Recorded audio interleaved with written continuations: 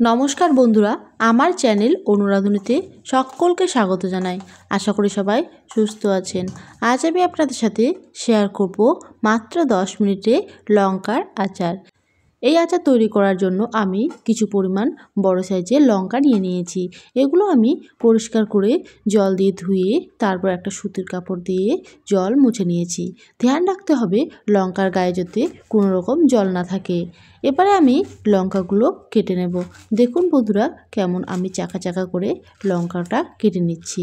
বন্ধুরা, আমার এই রেসিপি ভালো লাগলে ভিডিওটাকে একটা লাইক করবেন, বাড়িতে ট্রাই করে কমেন্টে অবশ্যই জানাবেন, আর চ্যানেলটাকে সাবস্ক্রাইব করে পাশে থাকার অনুরোধ রইল।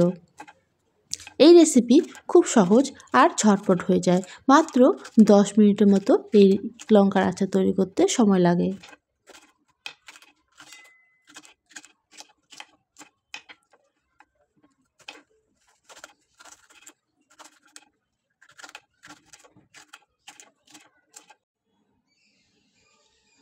আমার লঙ্কা কাটানো হয়ে গেছে।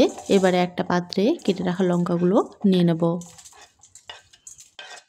এবারে আমি একটা আচারের মশলা তৈরি করে নেব। তার জন্য নিয়েছি গোটা জিরে, গোটা ধনিয়া, গোটা মৌরি আর কালো সর্ষে। এগুলো আমি না ভেজেই এমনি মিক্সার গ্রাইন্ডে গুঁড়ো করে নেব। দেখুন বন্ধুরা, আমার মশলা তৈরি হয়ে গেছে। এবারে আমি লঙ্কার মধ্যে মশলাটা দিয়ে দেব। আচারে একটা টকটক ভাব আনার জন্য আমি দিয়ে দেব আমচুর পাউডার। এখানে আমি 1 চামচের মতো আমচুর পাউডার নিয়েছি।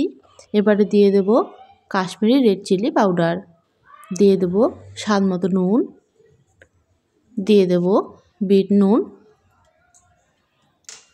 মশলার সাথে লঙ্কা ভালোভাবে মেখে নেব। খুব সহজ একটি রেসিপি, ঝটপট হয়ে যায় আর খেতেও কিন্তু অসাধারণ। আপনারা বাড়িতে অবশ্যই ট্রাই করবেন, খুব ভালো লাগবে। আর এই শীতের মরশুমে কিন্তু এই লঙ্কা খুব সহজেই বাজারে পাওয়া যায়। এবারে আমি একটা পাত্রে সরষের তেল নিয়ে নিয়েছি কিছু পরিমাণ। তেলটা খুব ভালোভাবে গরম করে নেব যতক্ষণ না তেল থেকে ধোঁয়া বেরোচ্ছে। আমার তেল গরম হয়ে গেছে। এবারে এই গরম তেলটা আমি এই লঙ্কা মশলার গায়ে দিয়ে দেব। এতে করে গরম তেল দেওয়ায় মশলাটাও বেশ ভাজা ভাজা হয়ে যাবে আর লঙ্কাটাও বেশ সফট হয়ে যাবে।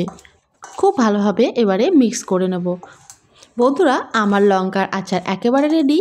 এবারে এই আচারটা একটা কাচের বয়ামে ভরে তারপর বেশ কিছুদিন রোদ্রে দিলেই একদম খাওয়ার উপযোগী হয়ে যাবে। আপনারা এভাবে লঙ্কার আচার তৈরি করে আমাকে কমেন্টে অবশ্যই জানাবেন। আজ তাহলে এই পর্যন্তই। আবারও ফিরে আসবো কোনো এক রেসিপি নিয়ে। ভালো থাকবেন।